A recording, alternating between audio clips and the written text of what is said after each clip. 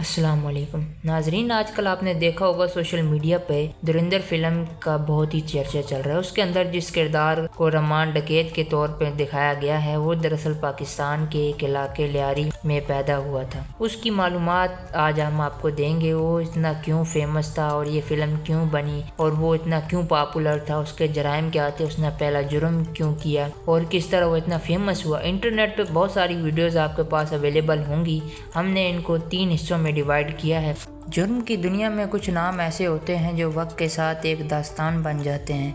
ये कहानी है एक ऐसे शख्स की जिसने कम उम्री में ही कानून, समाज और खौफ की सरहदें अबूर कर लीं। ताल्लुकात, रिश्ते, ताकत और मफादात, सब कुछ इस दास्तान में इस तरह जुड़ा है कि सच और अफसाना एक दूसरे में गुम हो जाते हैं। रमान बलोच, हाजी लालू और इनके गिर्द घूमती हैं ये कहानियाँ। सिर्फ जराइम की नहीं बल्कि उस निज़ाम की भी हैं जहाँ ताकत सबसे बड़ा कानून बन जाती है।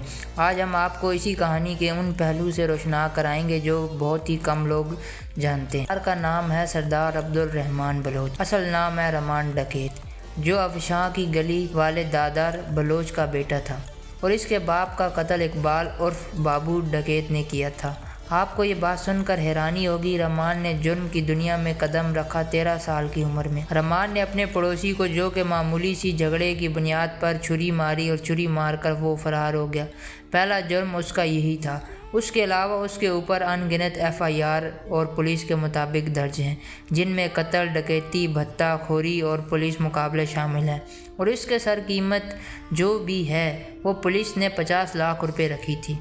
यानी अगर कोई इसको पकड़ के देगा तो उसको 50 लाख रुपए इनाम दिया जाएगा। जब दादर बाबू डकैत के हाथों मारा गया तो कुछ ही अरसे बाद रमान बलोच को हाजी लालू ने अपनी सरपरस्ती में ले लिया।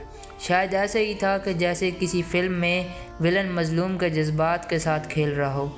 मगर एक बात उस ख्याल को बदल भी देती है, वो ये है कि रमान और हाजी लालू का ताल्लुक इस कदर गहरा था कि हाजी लालू के बेटे यासर अरफात और रमान बलोच दोनों की शादी गोली मार कर शहीद यूसुफ की बेटियों से हुई थी। गोली मार नाजरीन कराची का एक शहर है, यानी एक इलाका है। ये वही मौका था जब रमान डकैत खतरों का खिलाड़ी बनकर सामने आया। हाजी लालू के ग्रोह में रमान बलोच और हाजी लालू के बेटे अरशाद पियो और यासर अरफात ने मिलकर जुर्म की दुनिया में ऐसे कारनामे सर अंजाम दिए जिसकी कोई मिसाल नहीं मिलती।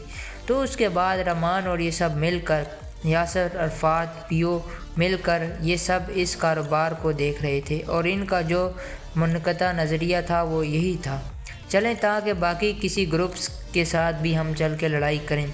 कुछ अरसे तक तो ये पार्टनरशिप चलती रही, मगर फिर एक ऐसा वाक़या पेश आया जिसके बाद दोनों ने हमेशा के लिए एक दूसरे से राहें जुदा कर लीं। हाजी लालू के पास अब्दुल रहमान बलोच के कुछ पैसे जमा हो गए थे जो तकरीबन 1 करोड़ रुपए बनते हैं। जब रमान ने हाजी लालू से अपने पैसे का तकाजा किया तो हाजी लालू ने उसे गिरफ्तार करवा दिया। रमान गिरफ्तार हुआ तो उसकी पेशी के लिए लेके जाया जा रहा था। पेशी के दौरान ही उसने B क्लास दी गई और वो वहाँ से सिटी कोर्ट कराची से फ़रार हो गया। कराची की एक मारूफ लियारी एक शख्सियत की थी अनवर भाईजान। अनवर भाईजान दरअसल अशरफ पियो की बीवी के सगे मामू थे। रमान ने एक तीर से 2 शिकार किए, एक तो वो अशरफ पियो को नुकसान पहुँचाना और दूसरा उससे बदला लेना चाहता था, और दूसरा अनवर भाईजान उस वक्त सरगर्म थे, इसलिए वो उन्हें भी रास्ते से हटाना चाहता था। चुनांचे रमान ने अनवर भाईजान को उस वक्त कत्ल कर दिया जब वो एक जनाजे से वापस आ रहे थे।